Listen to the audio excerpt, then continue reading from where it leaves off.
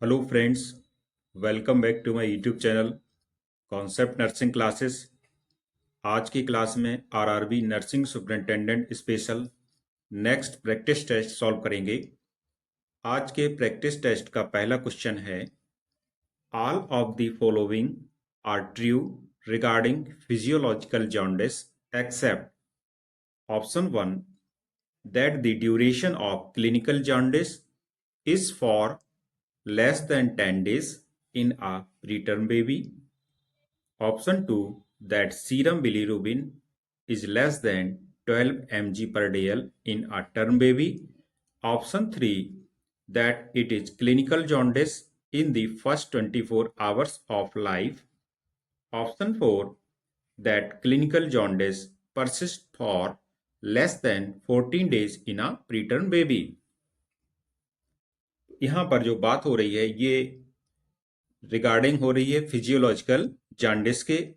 तो फिजियोलॉजिकल जांडिस के संबंध में यहाँ पर 3 ऑप्शन बिल्कुल करेक्ट हैं और जो करेक्ट नहीं है आपको वो बताना है। तो पहला जो ऑप्शन है that the duration of clinical jaundice is for less than 10 days in a preterm baby, ये बिल्कुल सही है।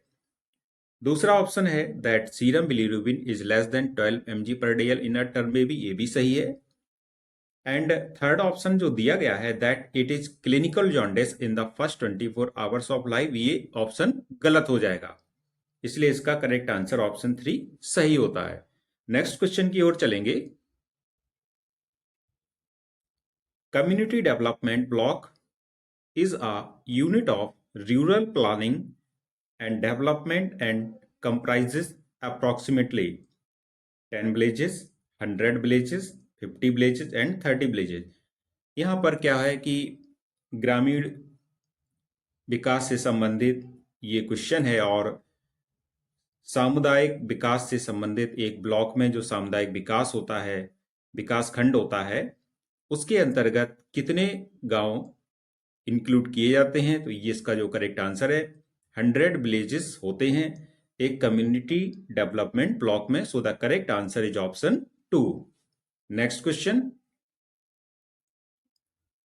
Post hypoglycemic hyperglycemia in the morning due to complications of insulin therapy is termed as which of the following. Option 1 यहां पर है Somogyi effect, option 2 dawn phenomenon, option 3 hypoglycemic unawareness, option 4 Kovner phenomenon. यहां पर जो बात हो रही है ये पोस्ट हाइपोग्लाइसीमिक हाइपरग्लाइसीमिया की कंडीशन बन रही है मॉर्निंग में इंसुलिन थेरेपी के कारण। तो इसमें होता क्या है कि जो मॉर्निंग में अचानक से हाइपरग्लाइसीमिया की स्थिति बन जाती है, ब्लड ग्लूकोज लेवल अचानक से मॉर्निंग में राइज हो जाता है, तो इसको कहते हैं Somogyi effect. So the correct answer is option 1। Next question, WDHA syndrome को निम्नलिखित में से किस नाम से जाना जाता है।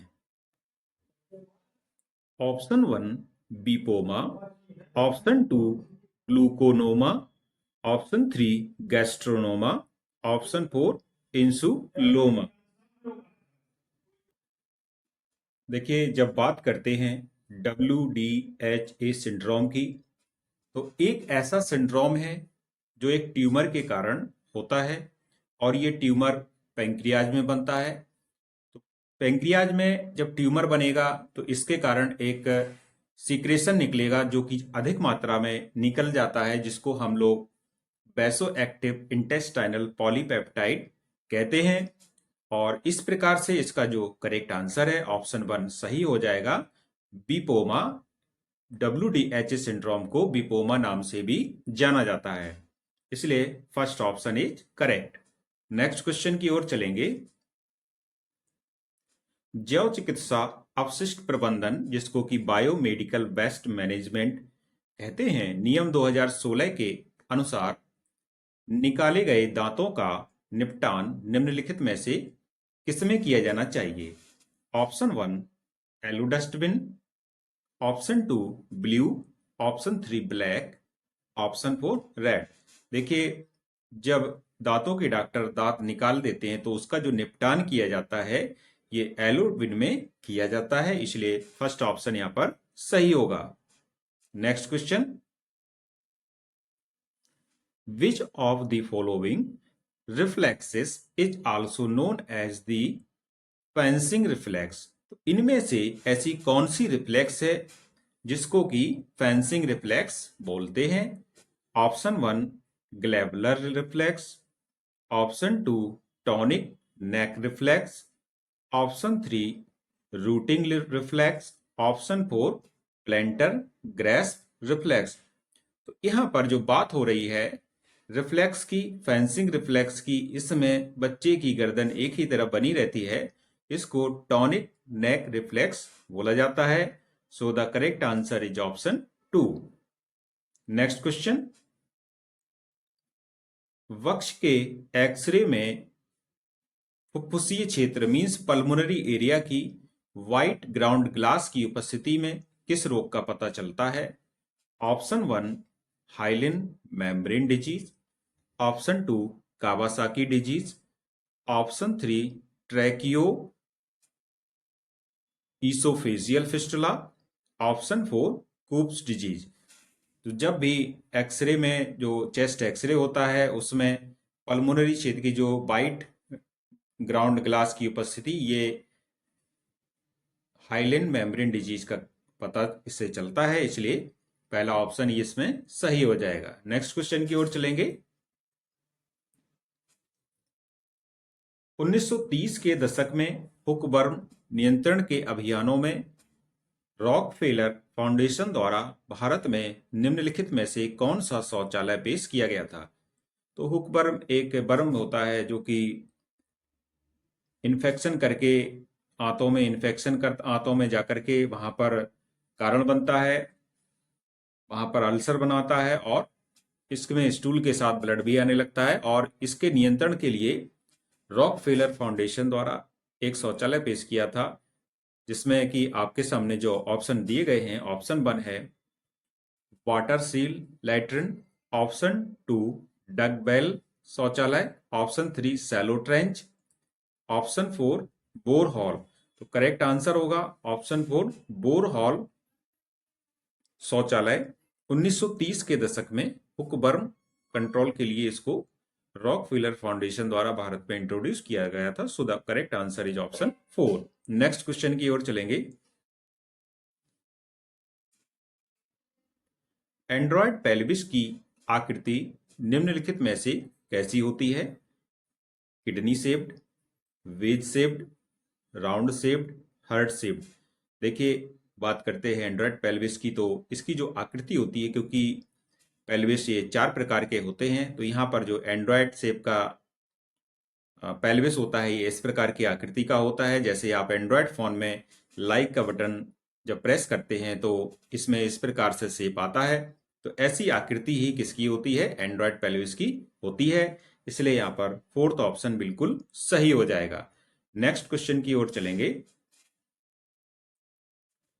Normal osmolality of urine is 50 to 100 MOSM per kg, option 2 300 1350 to 2150 MOSM per kg, option 3 300 to 1300 मिली ऑस्मोलीटर पर केजी, ऑप्शन 4 20 to 50। तो इसमें जो नॉर्मल ऑस्मोलैलिटी होती है यूरिन की, ये होती है 300 से 1300, इसलिए इसका करेक्ट आंसर ऑप्शन 3 सही हो जाएगा। नेक्स्ट क्वेश्चन की ओर चलते हैं। स्कैबीज एक पैरासिटिक स्किन डिसऑर्डर है जो किसके कारण होता है? Option 1 whipworm, option 2 itch mite, option 3 pinworms, option 4 sandfly. तो यहाँ पर स्केबीज की बात हो रही है और ये स्केबीज एक स्किन डिसऑर्डर है और ये स्किन डिसऑर्डर एक इन्फेक्शन के कारण होता है जिसको इचमाइट बोला जाता है, इसलिए सेकंड ऑप्शन यहाँ पर सही हो जाएगा। नेक्स्ट क्वेश्चन, ICD-10 वर्गीकरण के अनुसार फोबिक एंजाइटी डिसऑर्डर्स को किसके अंतर्गत वर्गीकृत किया गया है?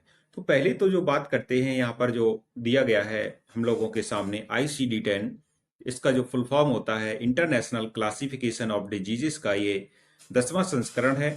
क्योंकि 10 लिखा है इसके सामने तो ये इंटरनेशनल क्लासिफिकेशन ऑफ डिजीजेस का 10th एडिशन होगा। तो इसमें जो फोबिक एंजाइटी डिसऑर्डर्स को किसके अंतर्गत हम लोग वर्गीकृत करेंगे? F30, F60, F40 और F50।